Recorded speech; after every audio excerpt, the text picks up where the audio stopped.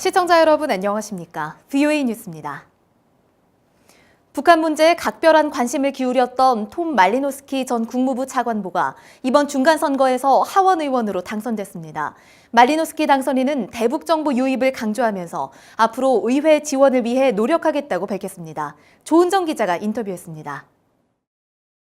미국 뉴저지주 7선거구 연방 하원의원에 당선된 민주당의 톰 말리노스키 후보는 VOA와의 인터뷰를 통해 북한 문제에 대한 각별한 계획을 공개했습니다. 2014년부터 지난해까지 국무부의 민주주의, 인권, 노동 담당 차관보를 지낸 말리노스키 당선인은 TV와 라디오 방송, 책과 CD, USB를 통한 북한 내 정보 전달은 아주 중요하다고 강조했습니다. North Korea can only change if the North Korean people demand it. Their fellow Koreans in the South are enjoying far greater prosperity and freedom. Information programming carries that message. 말리노스키 당선인은 국무부 재직 때도 정보 유입을 통한 북한 변화 가능성을 주목했습니다. That is bound to have an impact on the thinking of people up and down the chain in North Korea. And we can't predict when that will start leading to political changes. 말리노스키 당선인은 앞으로 한국 정부와 접촉해 대북 정보 유입 지원을 당부할 것이라고 밝혔습니다.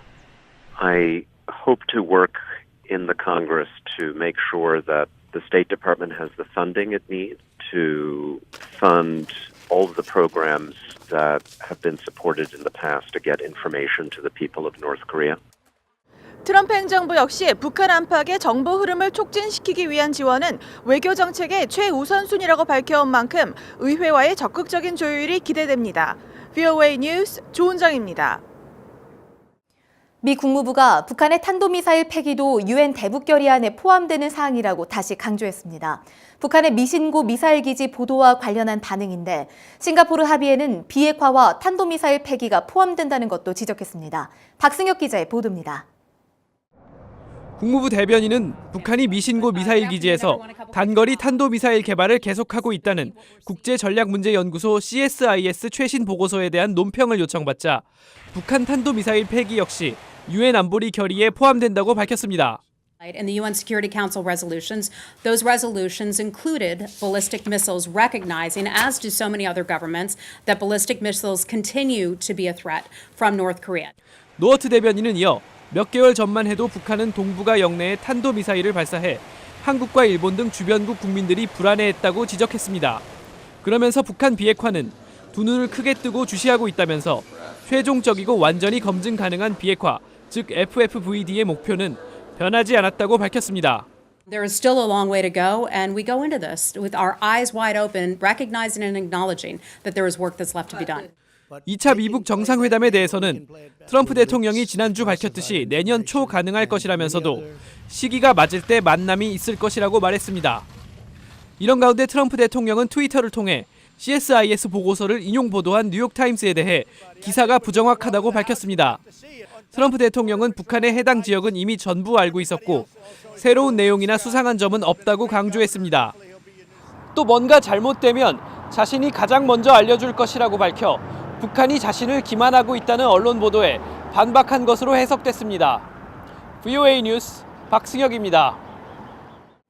마이크 펜스 미국 부통령과 아베 신조 일본 총리가 북한이 완전히 비핵화할 때까지 제재를 유지한다는 내용의 공동 성명을 발표했습니다. 일본을 방문한 펜스 부통령은 아베 총리와 회담 후 기자회견에서 미국과 일본 그리고 세계는 FFVD에 못 미치는 그 어떤 것도 받아들이지 않을 것이라고 밝혔습니다. 또 트럼프 대통령이 2차 미북 정상회담을 조율하고 있으며 싱가포르 합의 이행에 시간은 주요 요인이 아니라고 말했습니다. 미국 워싱턴에서 13일에 열린 사이버 전쟁 관련 세미나에서 대북 최대 압박 캠페인이 지속될수록 북한의 사이버 공격 가능성은 더 커질 것이라고 데이비드 맥스웰 FDD 선임 연구원이 밝혔습니다.